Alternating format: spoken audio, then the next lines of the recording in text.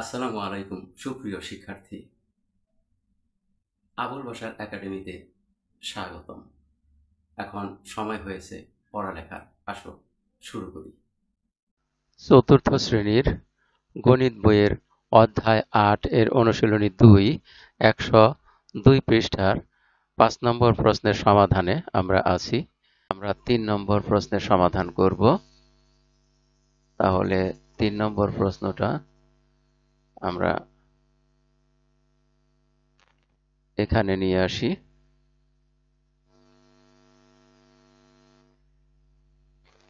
৩ নম্বর প্রশ্নের সমাধান করতে আমরা শুরুতেই যা করব, অর্থাৎ এই পাশে যে খালি ঘর রয়েছে এটাকে আমরা এই পাশে নিয়ে যাই এবং এই পাশের যে ৪২ এর ২৩ রয়েছে এটাকে আমরা এই পাশে অর্থাৎ বাম পাশে নিয়ে আসি।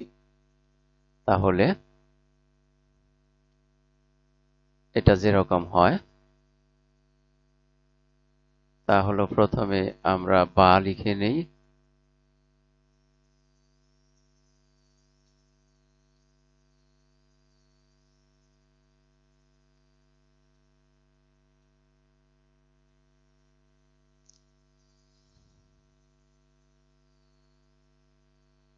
এই পাশে যা আছে আমরা তাই রাখলাম।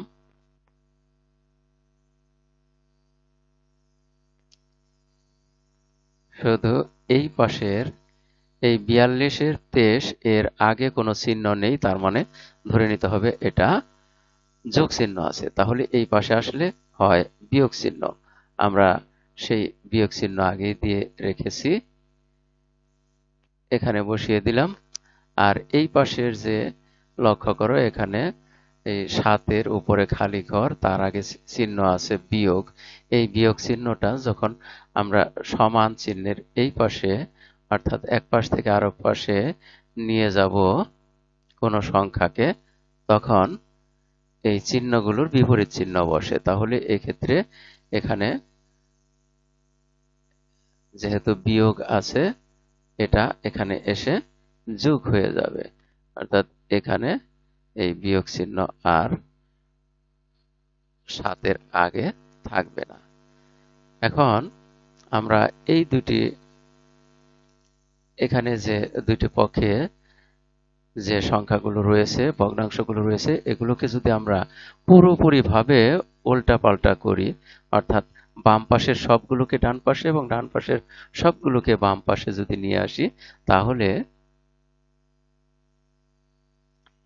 চিহ্নের অর্থাৎ প্রক্রিয়া চিহ্নের কোনো পরিবর্তন হবে না। তাহলে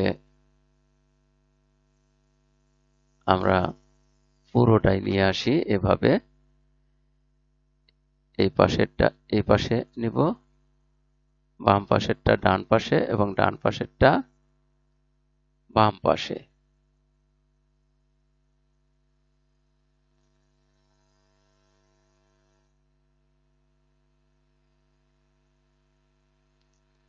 আমরা এভাবে সাজিয়ে নিলাম, অর্থাৎ এখানে ডান পাশের সবগুলোকে বাম পাশে নিয়ে আসলাম আর বাম পাশের সবগুলোকে ডান পাশে নিয়ে গেলাম। এই কারণে যোগ অথবা বিয়োগ চিহ্নের কোনো পরিবর্তন হলো না। এখন আমরা কাজ করব, এখানে এই অংশটুকুর ডান পাশের এই অংশটুকুর এখানে বিয়োগ চিহ্ন রয়েছে, বিয়োগ এর কাজ করব। আর বিয়োগ করতে গেলে বিয়োগ করতে গেলে আমরা জানি যে সমহর বিশিষ্ট ভগ্নাংশে রূপান্তর করে নিতে হয়।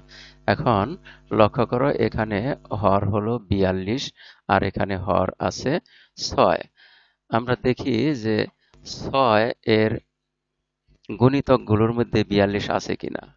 হিসাব করি, ৬ একে ৬, ৬ দুগুণে ১২, ৬ তিনে ১৮, ৬ চারে ২৪, ৬ ৫ ৩০, ৬ ৬ ৩৬, ৬ ৭ ৪২, অর্থাৎ ৬ এর ৭ গুণ করলেই ৪২ মিলে যায়। তাহলে আমরা এই ভগ্নাংশটিকে আমরা ৭ গুণ করব।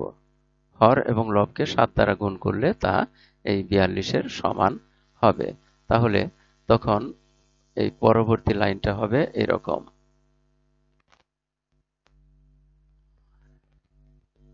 পরবর্তী লাইনটায় এখানে বসবে 42, নিচে বসবে 42, আর উপরে ছিল 5, তার 7 গুণ 5 7 35।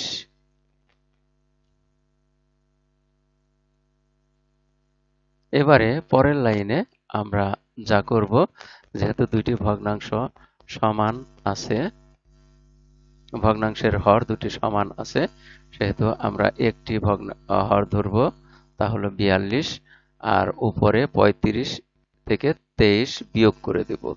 তাহলে পরবর্তী লাইনটি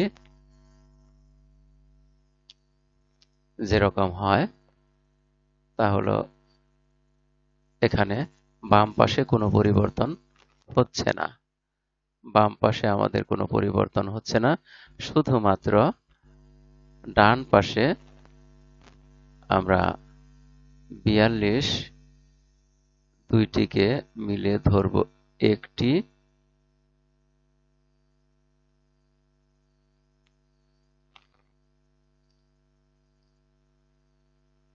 আর এখানে আমরা 35 বিয়োগ 23 লিখব। তাহলে এখন 35 থেকে 23 বিয়োগ করে এখানে সংখ্যাটা বসাবো এবং পরবর্তী লাইনে। তাহলে পরবর্তী লাইনে আমাদের দেখা যাচ্ছে যে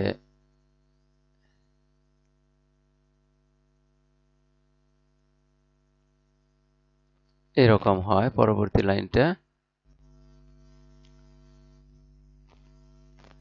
পরবর্তী লাইনে আমরা এই 35 থেকে 23 বিয়োগ করি। লক্ষ্য করো এখানে একক স্থানে 3 আর এখানে আছে 5, তাহলে 5 থেকে 3 বিয়োগ করলে থাকে 2, আমরা এখানে 2 লিখলাম। আর দশক স্থানে 3 থেকে 2 বিয়োগ করলে থাকে 1, তাহলে এখানে পেলাম 12, 42-এর 12।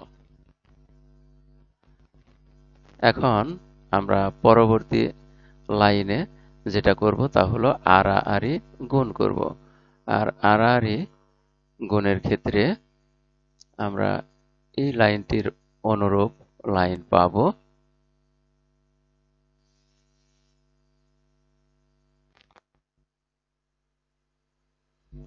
আমরা শুধু সংখ্যাগুলো ঠিক করে দিব। এরকমই একটা লাইন পাওয়া যাবে। এখানে দেখো খালি ঘরের সাথে আমরা এই 42 গুণ করব, তাহলে আমাদের এখানে লিখতে হবে 42, আর এখানে আমরা এই 12-র সাথে 7 গুণ করে বসাবো, তাহলে এখানে হলো 12 আর এখানে হলো 7। এবারে লক্ষ্য করো যে পরের লাইনে আমরা যেহেতু খালি ঘরের সাথে 42 গুণ করা যায় না, কিন্তু এখানে 12-র সাথে 7 গুণ করা যায়। আমরা পরের লাইনে 12 এবং 7 গুণ করে সংখ্যাটি বসিয়ে দেই, আর এই পাশে যা আছে তাই রাখি।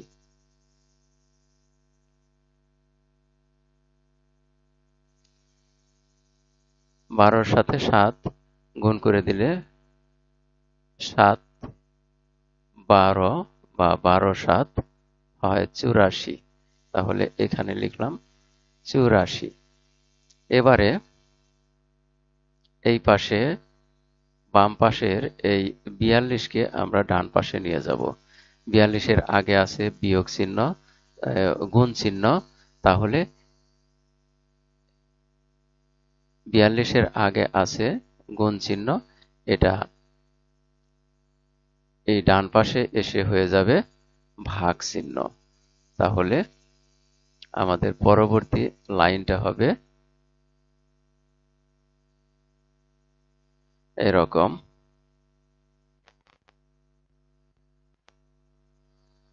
আমরা এখানে গুণ চিহ্নটা রাখবো না, এটা হয়ে যাবে ভাগ চিহ্ন।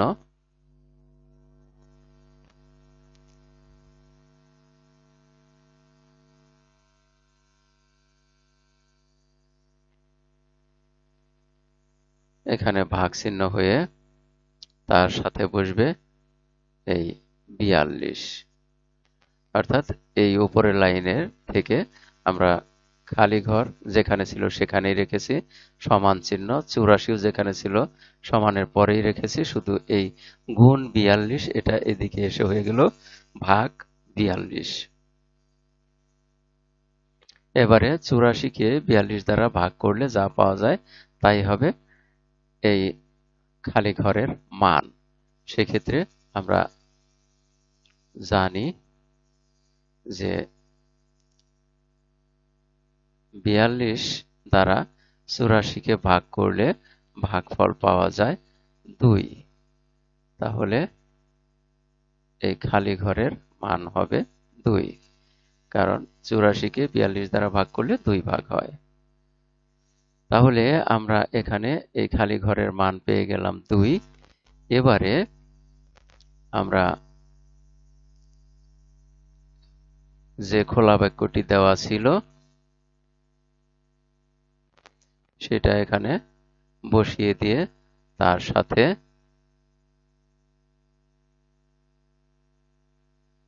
এই খোলা বাক্যটি ওখানে বসিয়ে দেব।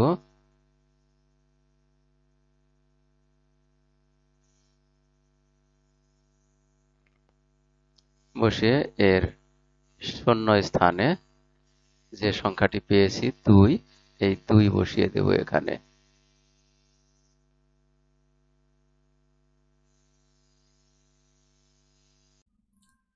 সম্পূর্ণ ভিডিও দেখার জন্য তোমাদের সবাইকে জানাই অনেক অনেক ধন্যবাদ। সেই সাথে পরবর্তী ভিডিও দেখার আমন্ত্রণ রইল। আর যারা এখনো সাবস্ক্রাইব করনি তারা পরবর্তী ভিডিওর নোটিফিকেশন সবার আগে পাওয়ার জন্য আগেই সাবস্ক্রাইব করে নাও।